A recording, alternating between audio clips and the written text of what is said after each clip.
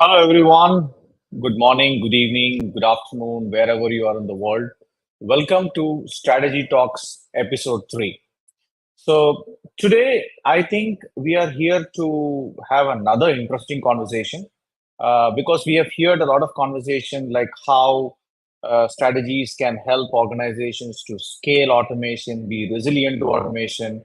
Then we had a very interesting conversation of how multi-vendor strategy can work, even though it looks like very complex, but it actually really solves the purpose.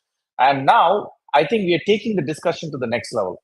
I think now this excitement is going to come to all our developer communities, right? As they want to hear this buzzword about can I really work with multiple tools?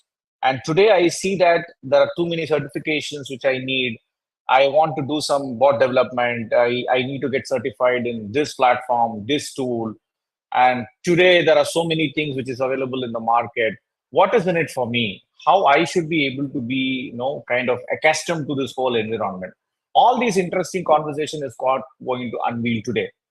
Again, another interesting conversation. So let's jump into Strategy Talks episode 3 as we welcome Christina Datta, the Director of Intelligent Automation, AECOM, for this interesting conversation. So let's welcome Christina Datta. Hi, Mario. Thank you for having me. I'm genuinely excited to be here and talking about this. Absolutely, Christina. Thank you so much for joining us today.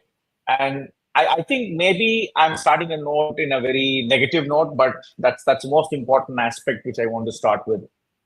Today, automations are getting re-strategized. Okay, which I mean it's getting into the backstage, not in the front stage. Because even though automations are typically claimed to be like more cost saving kind of a scenario, I think the more or less AI is driving the whole story. So I don't know if it's because of certain pitfalls, certain challenges. I think you're the best person to unveil that problem statement and see how we can talk about this. Let's say viewer hears all these interesting stories from you. I think it's very important to put it in the light of us as humans because we as humans are very curious, right? So just like we are very curious, this allure of so many emerging technologies such as generative AI, it's like very shiny and everybody wants to try it out. So it's like looking at a new gadget in a store, let's say, you cannot actually resist the temptation of trying it out, even if you know you already have better tools, maybe already within your organization that are doing fine, or there are others out there on the market that can provide you the same, let's say, type of capability. So I do believe one of the downfalls of having automation in the backstage is because companies are actually tempted to explore these new frontiers while leaving automation a little bit in the back. But realistically, if we think about it, Mario, I think it's also another challenge because looking at the market, right, with these emerging technologies and even with automation, there is a boom out there on the market. It's evolving so fast. We have so many vendors calling out from every corner, telling you that they're going to be the next big thing, that it's actually getting a little bit overwhelming, right? So it's like you're trying to choose something, but you don't know exactly what you choose. And you reach a point where you have like a decision paralysis, right? Because you don't know, where do I invest my money? Where do I invest my resources? Which platform should I actually select? So I think it's a mix of combinations because you don't know. You have competing priorities, you have budget constraints, but you have so many out there on the market that it's very difficult to decide, okay, what am I going to pick out from the global marketplace? Yeah. So I think let me assume like a kid, right? So I walk into a nice store, a retail store. I see like too many, things to play for me, and I get so excited that I want to try everything. But eventually, that is not how it happens in the real world. I get if I need to jump into a journey of optimization, and I choose automation as part of our strategy, and now I see so many tools, so many players. It's like lakhs, right? I'm not just even calling numbers like thousands. So, what do you think that the company should think while choosing wisely their RPA partner, who's going to bring the real value of ROI for them, actually? I think it's a journey that everybody needs to definitely consider it in details. And why am I saying this? Because you do need to understand what's vital to prioritize. And I believe for all of us as part of organizations, scalability is one of the critical aspects. We need to look at ease of integration because you're not throwing away what you already have in your technology stack. You just need to embed it beside it. You also need to understand how you get better vendor support because right now, with all of the tools out there on the market, we don't expect to have the skills already built in within organizations. So you are going to have a skills gap. So vendors need to supply for it. And it's also about, okay, what do you actually want and need? So what are your organization needs? Because I don't want to pick a vendor or partner or let's say something that's going to help me on my journey if I don't know what my journey looks like. So I believe it's very important to first focus on, okay, what are your needs? What is exactly that you're following as a strategy at technology level within your organization? And then figuring it out, okay, what is the, let's say, list of potential partners that would be able to help you or service providers that would be able to help you throughout that journey. And I think everybody knows that we need to start with pilots. Everybody does pilots, even if they're good or not good. It's the best way to start with proof of concepts to decide if it's feasible or not for what you need. And also being able a little bit to focus on what are the other ones actually offering back to you, because you do need someone that would guide you as an organization, right? How do you grow? Okay. How do you gain trust? It's a partnership. It's not necessarily just a pick and choose selection and you just put it in the organization. Yeah, and I think you covered the important aspect of talent, right? So now the complexity of talent comes into picture. So there are so many players, so many. I mean, there is a talent gap. Okay, so for example, if I am a talent, if I have to speak on behalf of my visitors, so I have like so many tools in the market, and people are expecting certifications from me. I don't know for what. Okay, but the domain is more key than what you pursue as a tool. I think that's interestingly what we talked about in the earlier conversation. So coming back, very focused on the developer community who are building those key automations for enterprises. What's the message that you have for them? We are in a point right now where everybody just looks for specific certifications, right? Either we're talking about RPA, they want the UiPath certification, a Blueprint certification, or the new vendors out there on the market. If you're talking about artificial intelligence, they want a Google certification, a Stanford certification, or anything like that. Realistically, even me as a developer, even me as a person that's part of the tech community, I cannot be up to date with all of those. So what I need is something actually that would prove my practical skills, agnostic of the platform or technology that I'm using. So what I want and what I envision is being able to help a community that would allow us and a platform that would allow us to certify people based on domain skills, just like you mentioned. We're talking about automation overall. It doesn't matter which RPA platform you're using.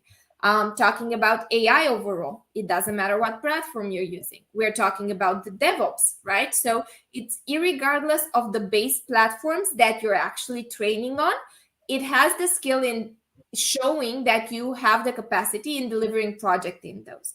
And I do envision it very practical because realistically, do you just want a candidate that's good on a CV, or do you want a candidate that's good in doing a practical project?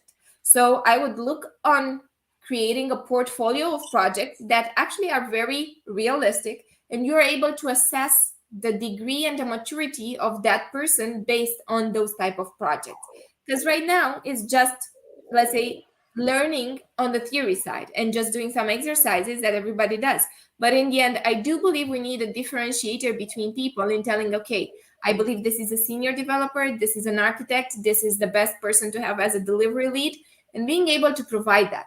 And yes, I do one other aspect add on top of it, it should be agnostic of industry as well. In the sense that even if you're in pharma, even if you're in supply chain, even if you're in finance, the same type of skills apply. You still need a developer to be able to deliver for you. I think well said, Christina. I think people, you got the clear message, right? So basically, you need to be expertise in the domain that you operate, and not that the tool is just a supplement for that, actually. So I think 2024 has started. I think there is so much of buzz in the market. What it looks like for automation, Christina? Is it so exciting? What's really coming up, which is really making people exciting to do this kind of stuff? Oh my God, where do we start? Because there are so many things out there. It's going to be flooded with information. So probably what people are already seeing, and I think we're both seeing it on LinkedIn communities and posts that we keep on seeing, is the fact that a lot of traction is gaining towards open source RPA platforms or open source automation type of platforms, even if we're talking about BPM, even if we're talking about process mining, all of those. So I think there will be momentum gained by these type of technologies as we move into and continue into 2024, because they allow communities to actually work together, being able to improve processes faster. So it's agility together with adaptability to the needs of specific organizations. And it's accelerating a little bit the way we develop, because again, it's open source. So the money you actually invest in resources, not necessarily in licenses, right? So I do see Absolutely. traction.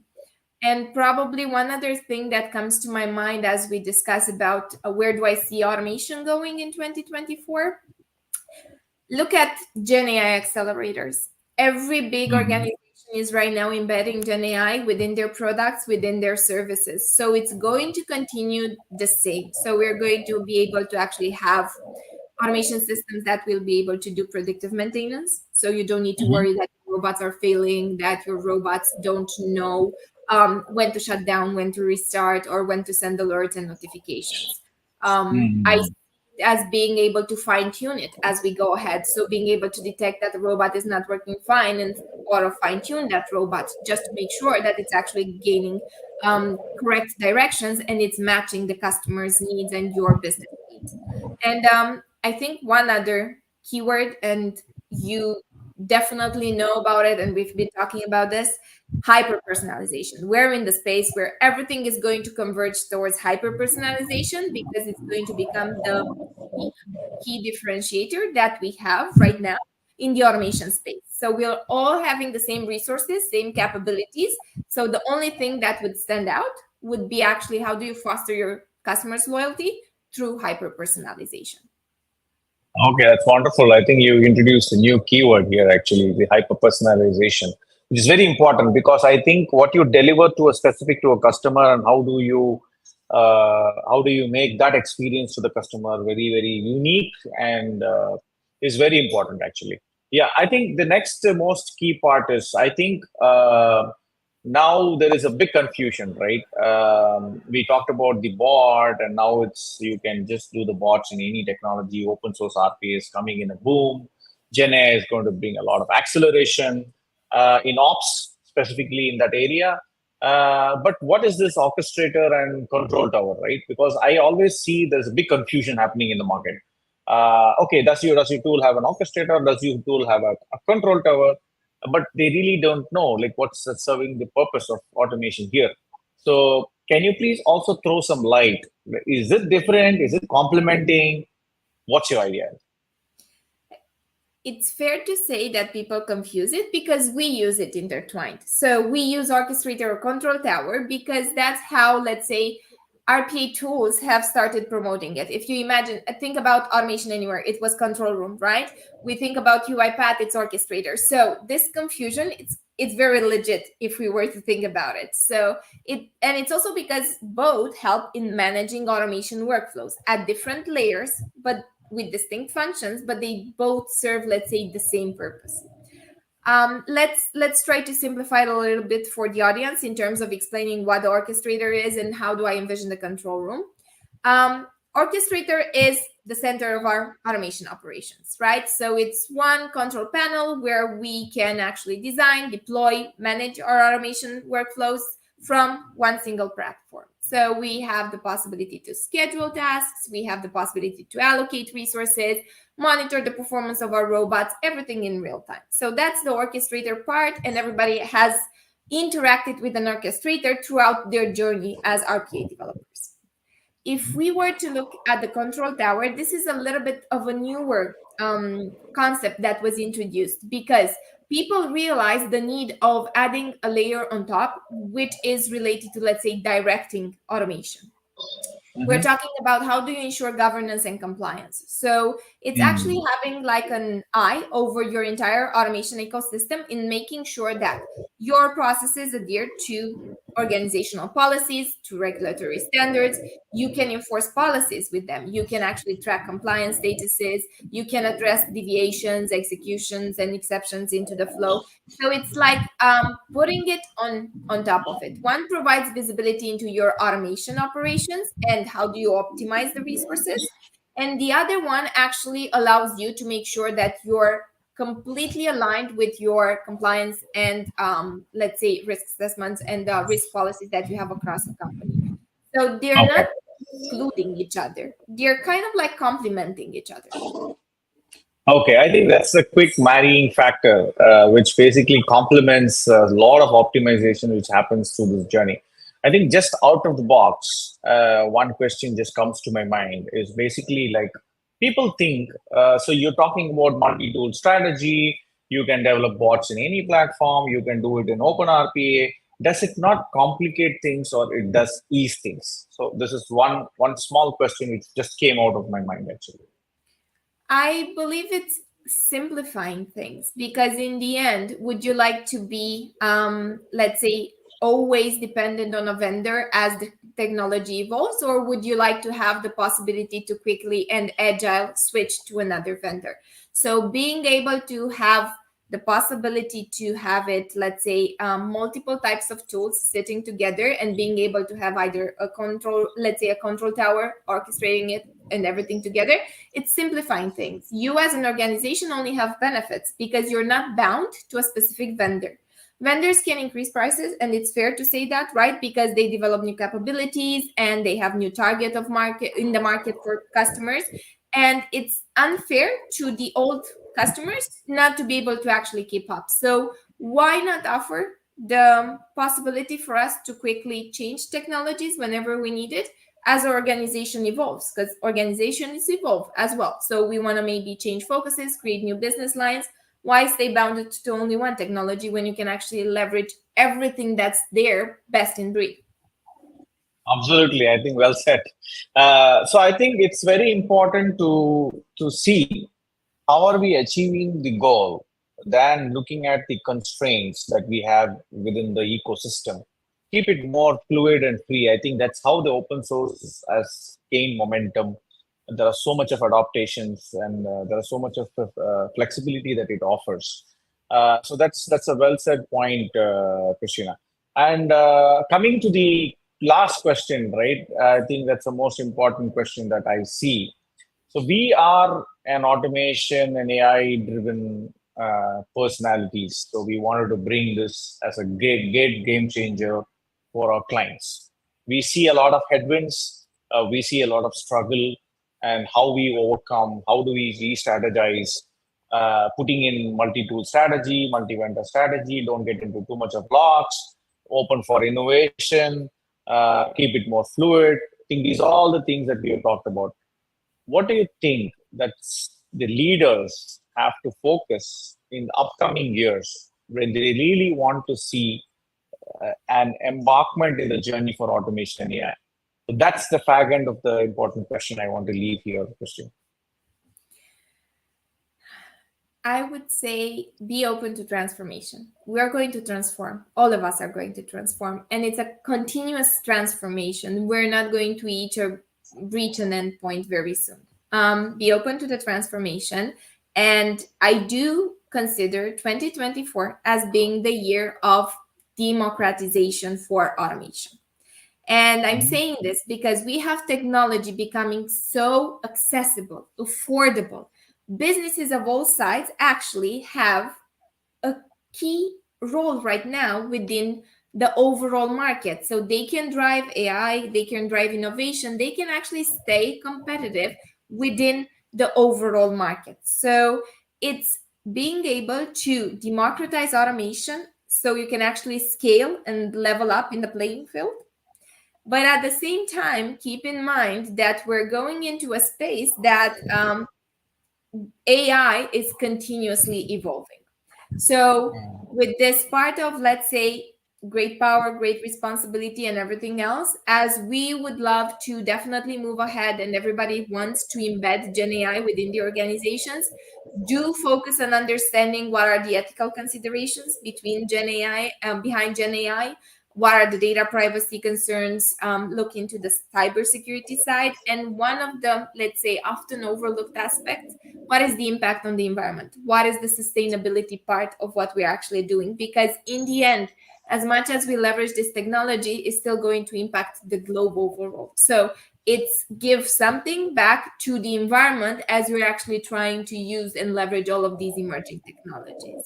And Absolutely, I think I like that word you said, affordability, right? Because that's the point usually customers fear. Okay, because in the earlier decades, right, people get stuck. They have to pay too much of licenses, and now it's getting democratized, which is another keyword, which is absolutely fantastic. Right, that democratization has actually helped them to bring affordability into the picture, and that help them to even the smaller companies, right? Because the smaller companies are still seeing looking at the bigger companies to see what they're trying to do in automation, and if they really fail, I think these guys, the SME sector doesn't even embark the journey. So this democratization and affordability also gives the ways for the smaller companies also to start adopting these kind of automation capabilities. Sorry to cut you off there. I think I was very excited about that words that you mentioned. Actually. I just wanted to mention one other thing as you were talking about what we should be paying attention to into this new, let's say, 2024. Keep in mind the fact that we're going into autonomous enterprises. We're moving towards the part where a lot of things are doing with minimal intervention, which poses a very high challenge for us, which is changes in job roles and skill requirements and work dynamics. So, how do you actually upskill, reskill your people? It's something that everybody should be aware of because we are in this AI driven economy. And we must make sure that everybody is completely on board with what you're about to do as an organization and as a leader when you actually are on board on this journey. So, it's focusing on how do you look at the talent management side with the mind that we're going to reach autonomous enterprises probably even by the end of the year. We already have so many of them. Okay. I think that's a beautiful word you used, the autonomous enterprises, right? Which drives the whole strategy in terms of how do we embark all of these journeys that we are just talking about, Gen AI, AI transformations, your multi-tool strategies, and all other stuffs. So I think I'm just giving a pause note to the audience. Audience, you have still 6 more minutes. You can post your questions in the chat box. My team will just bring that up onto the screen for Christina to answer. But if you're not getting a chance, please don't worry. Post your questions in your LinkedIn chat box, and we should be able to get the answers done by Christina. And definitely, you think we should be able to get this. I think we have one question already. Is it viable for an enterprise to consider multi-tool as a strategy from affordability standpoint when they usually look for optimal TCO? I think it's It is a child fair. question. Yeah. It's a very fair point when you talk about total cost of ownership. So I wanted to explain the TCO for people that don't necessarily know it. But look at this. We are talking about open source platforms, right? So from an affordability perspective, there's nothing out there to lose for you as an enterprise organization. So it is very important to actually mix and match accordingly to what you need. So you may use one, let's say, enterprise capability that would allow you and you would need to pay for it. But for the rest, you can look into the open source ones.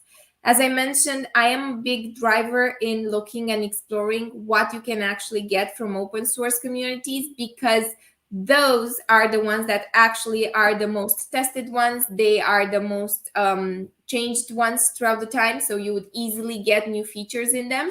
And also, you have a lot of people that you can reach back in case you face any challenges. So there's a power in the open source platforms that we haven't yet explored to the full capacity. And that's what I do believe, and I do envision it is a viable strategy for enterprises to look into the way of mix and matching these type of platforms to be able to create a multi-tool strategy. Absolutely.